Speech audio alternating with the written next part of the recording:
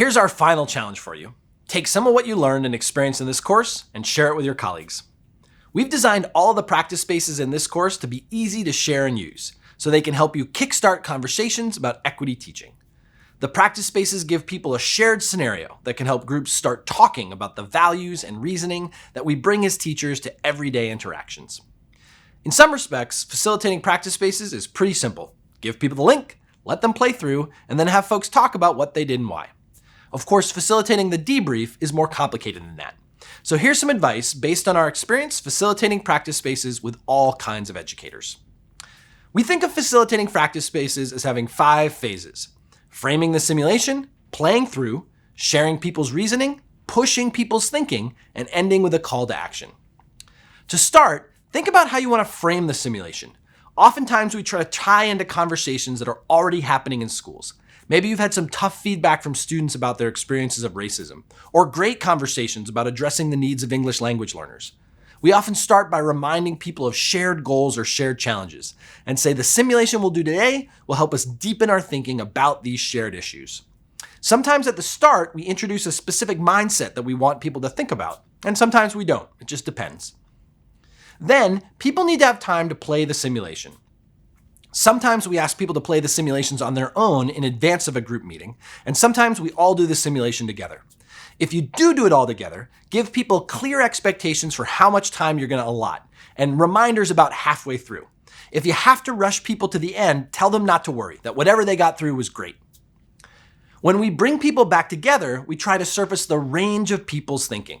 We typically ask people to pay attention to 3 things. What did you notice in the scenario? What did you interpret in this scenario? And based on what you noticed and interpreted, what did you decide to do?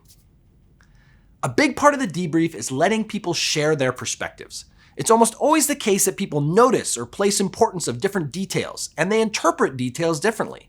They make different assumptions about what people meant and what they said. That variety reminds us that we bring different biases and values to what we notice and what we interpret. For lots of people playing through a practice space, just realizing all the assumptions that we make in day-to-day teaching is a useful insight. Once we surface people's thinking, we usually try to challenge their thinking. At this point, we might introduce one or more of the mindsets and ask people to compare their reasoning to the mindsets. We try to avoid saying that there are absolutely right and wrong ways of thinking. But we do push the argument that the mindsets in our schools are often out of balance.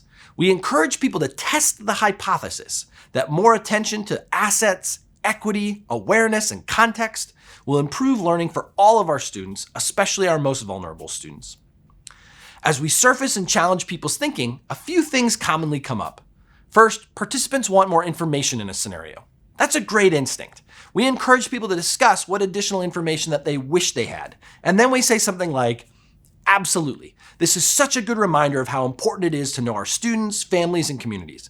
But it's just a case study, so let's keep thinking about what we noticed and decided with what we did know. Sometimes participants realize that the best solution to a problem is something that they would have done beforehand. This is also a great instinct. So often, the best solution to a hard moment in teaching is something that you should have done 3 weeks ago. We might say, that's such a great reminder that looking ahead, setting norms, and planning can help avert a lot of problems. But none of us are perfect and we all get stuck. So let's discuss what we could do right here. Finally, groups are sometimes unsettled that there's no right answer. The practice spaces aren't designed to have a single solution. Sticky situations in real life don't have simple solutions. There are many successful approaches that you can take for each one. Instead, the key thing is surfacing the thinking behind the decision making. What did you notice? How did you interpret that? And what was the reasoning behind your decisions? The job isn't to get it right. It's to be reflective of our values and biases and reasoning, and to think about how educator mindsets might help us notice and interpret and decide in ways that will benefit students who have been most marginalized. One way to address this uncertainty is to end with a final call to action. When you conclude your conversation, offer something that everyone can try to do to advance their practice. For instance, when we facilitate Jeremy's journal, we often end by saying, I hope this was a great chance to practice thinking carefully about one student with some challenges. This week, see if you can really pay attention to one kid in your class you haven't connected with yet, and think about how you might make some small change to your lesson or teaching to help that one kid. Even if people disagree about whether or not to give Jeremy the quiz, you can usually get folks excited about using the experience to reflect on their own teaching. Practice spaces aren't silver bullets. There are no silver bullets in the work to make schools more equitable places. But using the activities from this course to share with your colleagues is one way to spark new conversations about equity and inclusion in your own school.